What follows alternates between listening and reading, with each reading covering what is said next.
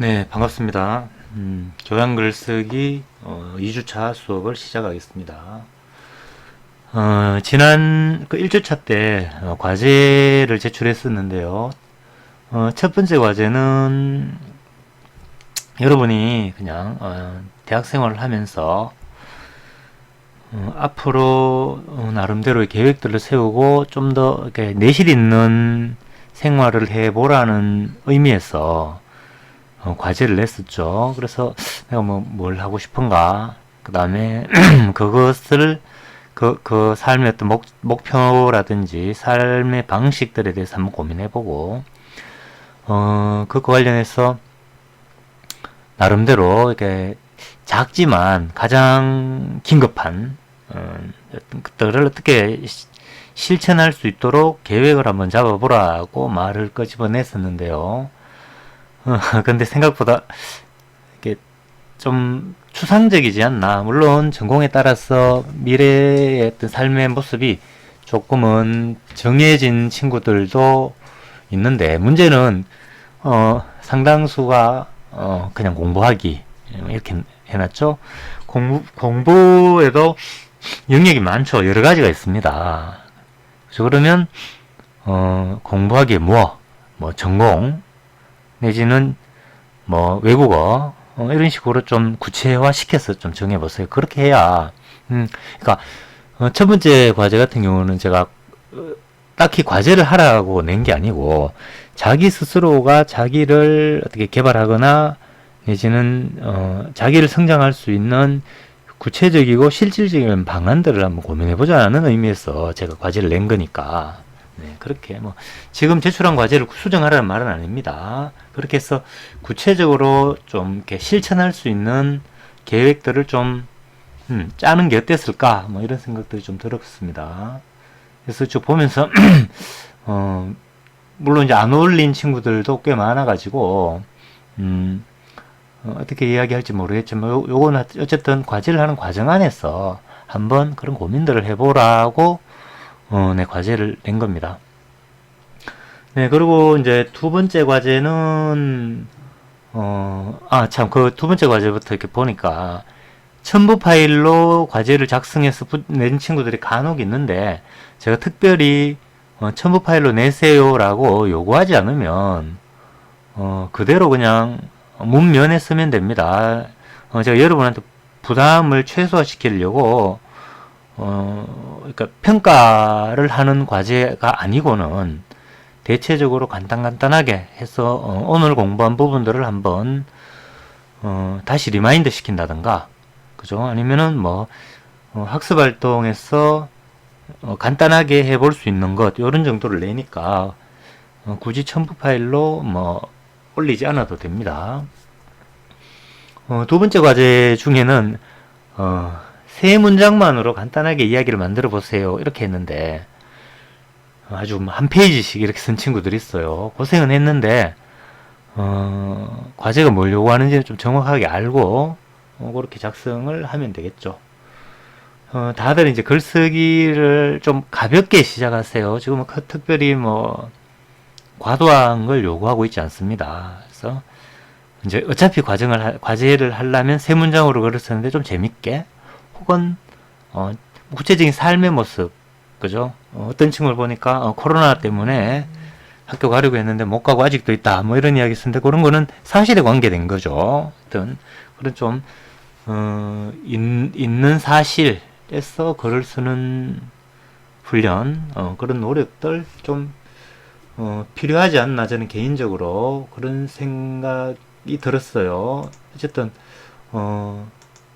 너무 이렇게 뭐라고 할까, 과제라고 억지로 뭔가를 하는 느낌들, 그런 것보다는 좀 자연스러운 게 좋지 않나 싶은 생각들이 들었습니다.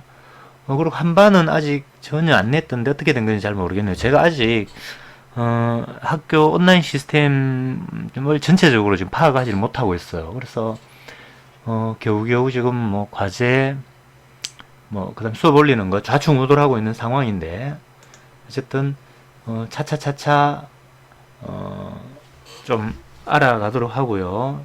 하여튼 그렇습니다. 최대한 여러분한테 부담을 덜 주는 방식으로 그렇게 과제를 내고 수업을 진행할 생각이니까 그렇다고 해서 여러분들은 막 억지로 하거나 뭐 대충 하거나 그런 것보다는 부담 없지만 좀 더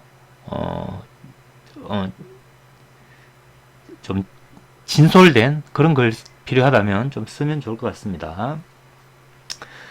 네, 오늘은 2주차입니다. 자, 들어가 봅시다. 자, 오늘 할 내용은 글쓰기란 뭔가, 그죠? 여기와 관련해서 수업을 한번 해봅시다. 자, 글쓰기, 예전에,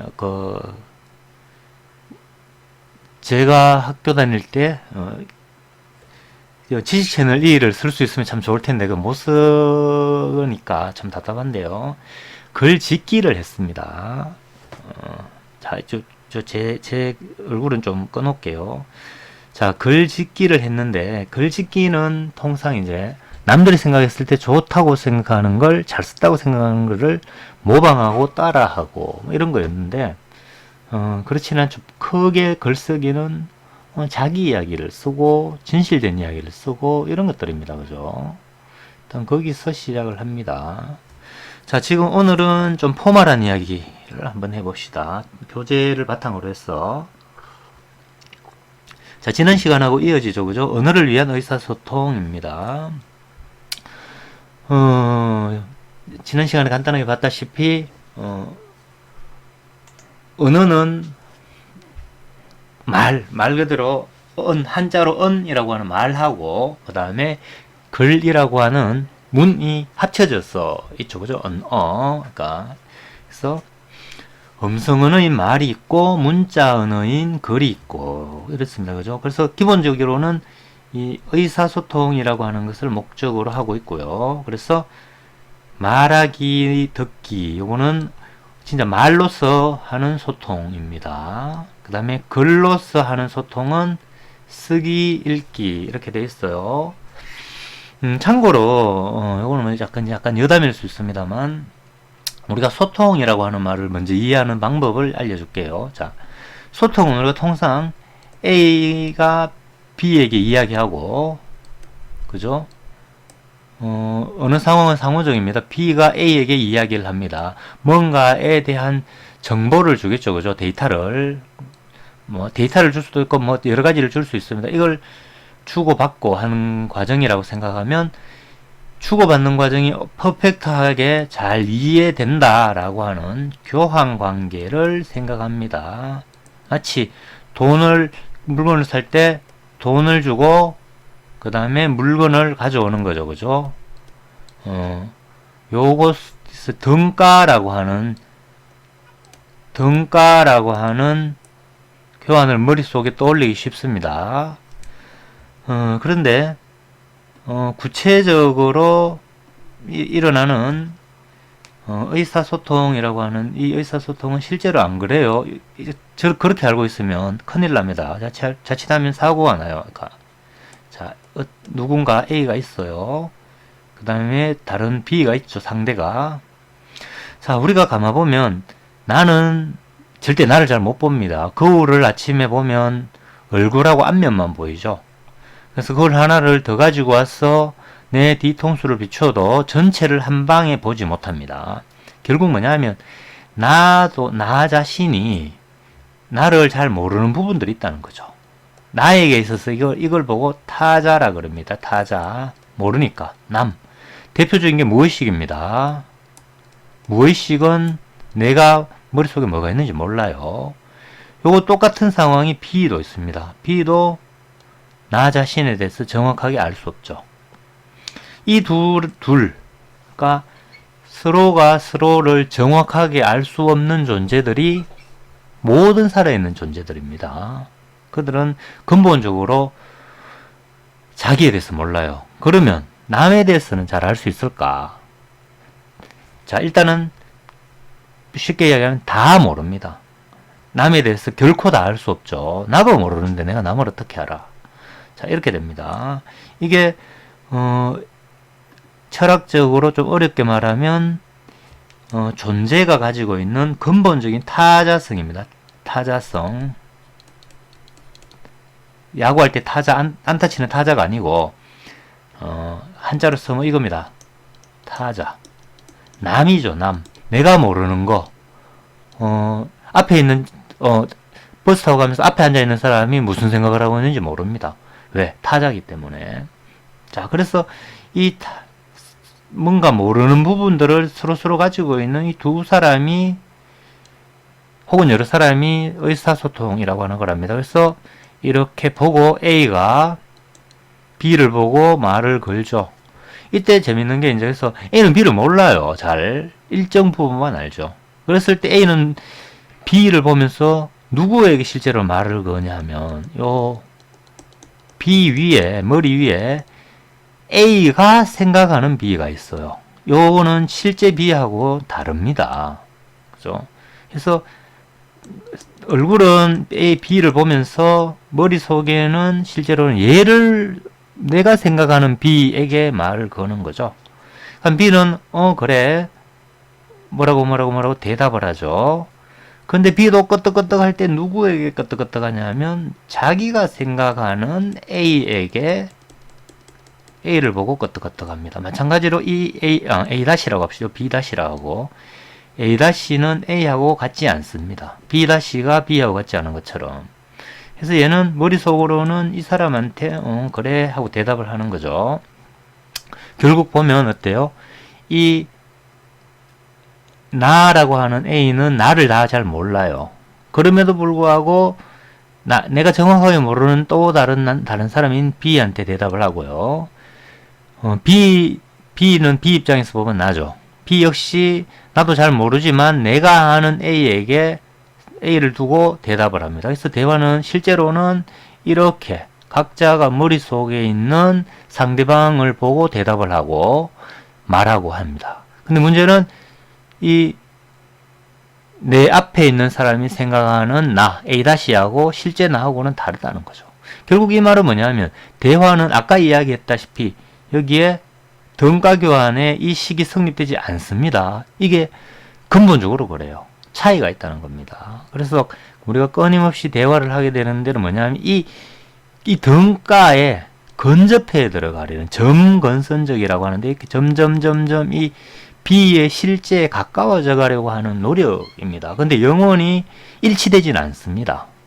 요걸 우리가 소통이라고 이야기를 합니다. 그래서 이 차이, 일치되지 않는 이 차이를 인정하고 이걸 당연한 것이고 운명이라고 받아들이지 않으면 어떤 일이 벌어지냐면 A가 말을 할 때 B가 못 알아듣죠?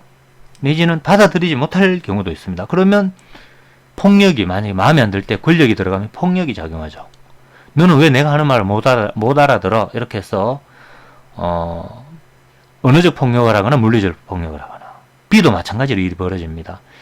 연애사에도 마찬가지입니다. 인간관계에 다 이렇습니다. 근데 내가 나의 사랑을 고스란히 받아들여주지 못한다고 해서 상대방을 억압하거나 폭행하거나 폭력을 저지르거나 이런 일이 벌어지는데 이게 소통이 아닙니다. 이거는 타자가 가지고 있는 타자성이라고 합니다. 차이를 무시하게 되면 바로 파시점으로 갑니다. 파시점.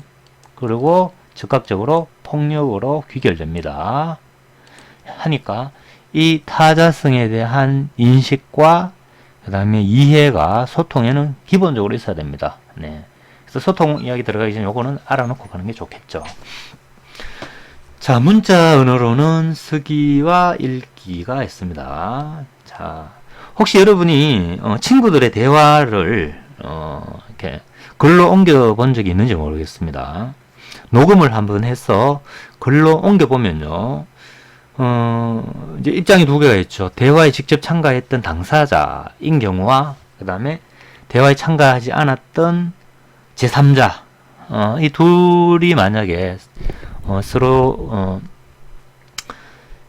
어떤 대화를 녹음한 것을 옮긴다고 생각하면 어떤 일이 벌어지냐면 중간중간에 이거 무슨 말이지? 그러니까 대화에 참가했던 자는 당장은 알아요. 왜 그 상황들이 기억이 나기 때문에. 근데 말만 옮기면 끊어져요. 중간중간에 뭐 생략되거나 말이 이 말에서 저 말로 넘어가거나 막 이렇게 됩니다. 그리고 제3자인 경우에는 말만 가지고는 이해를 잘 못해요.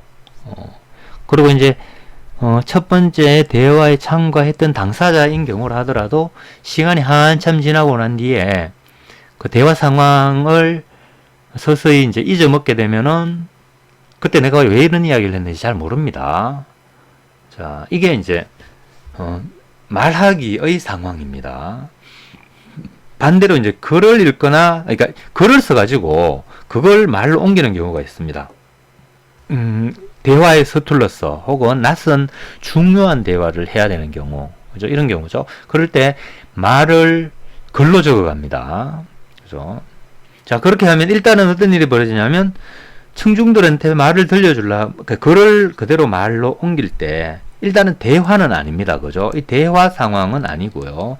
일방적으로 이제 읽어주는 분위기가 됩니다. 그러면 어떤 일이 벌어지냐면 일단 청중에게 야, 좀 조용히 해 라고 해서 분위기를 환기시켜야 됩니다. 그래서 기존에 있던 전체의 분위기를 완전히 새롭게 바뀌어야 됩니다. 다시 말하면 글을 읽어드리려고 할 땐 기존 상황과 단절시켜야 되죠.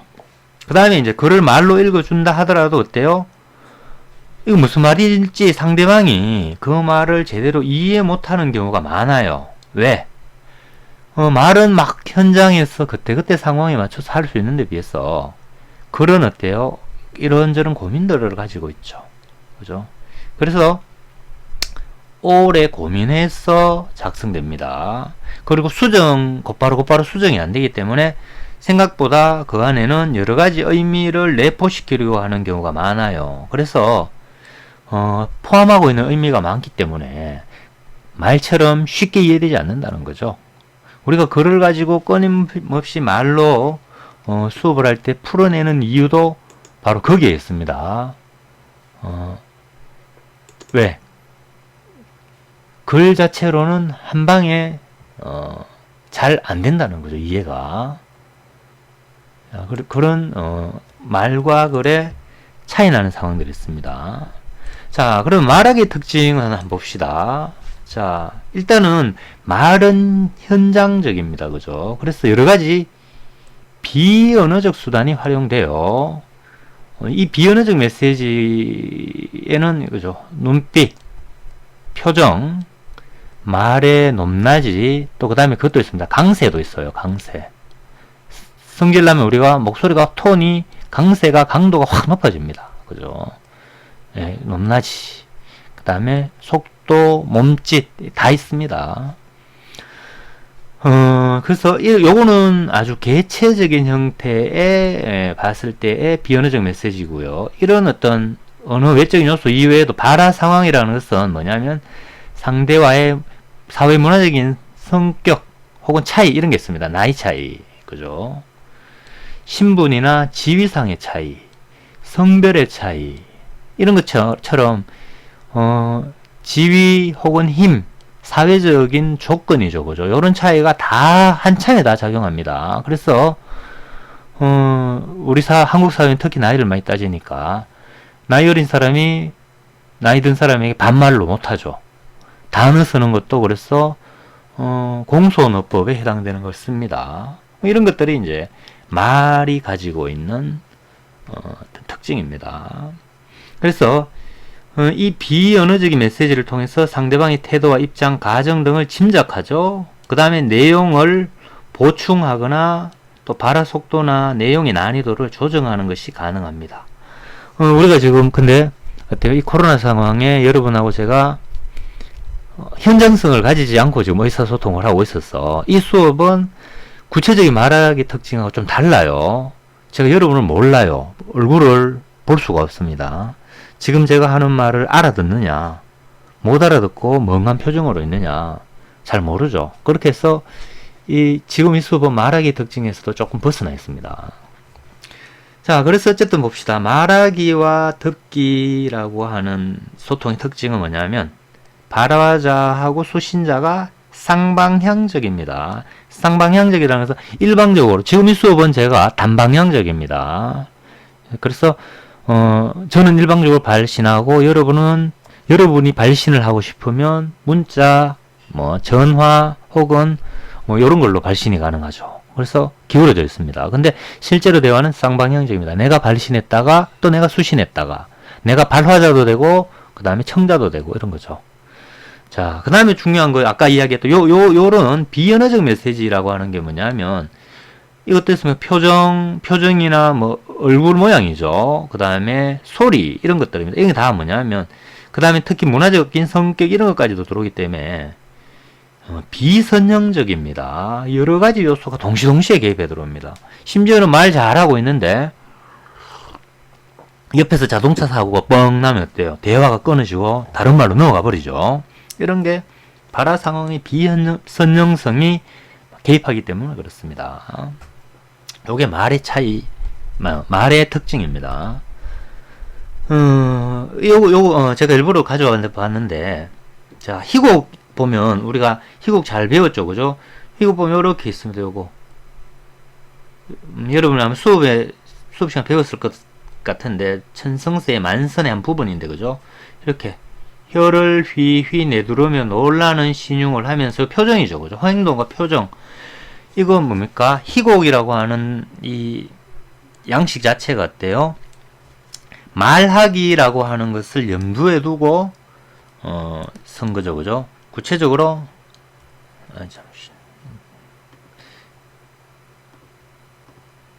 희곡이 글인데 말하기라고 하는 걸 전제로 한 글입니다. 이걸 위한 글이죠. 그래서 하니까 어때요? 글이 가지고 있는 그 일반적인 것하고 달리 이런 어정쩡한, 그죠? 글 자체로 봤을 때는 어정쩡한, 말 자체로 봤을 때는 이거 어떤 형태로 구체적으로 될지 잘 모르는 이런 것들이 들어가 있는 거죠. 그래서 희곡은 뭡니까?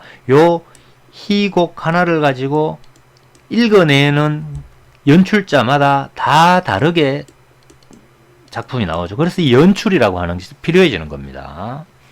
이게 하여튼 희곡이라고 하는 장르가 말하기를 염두에 둔 글의 특징이죠.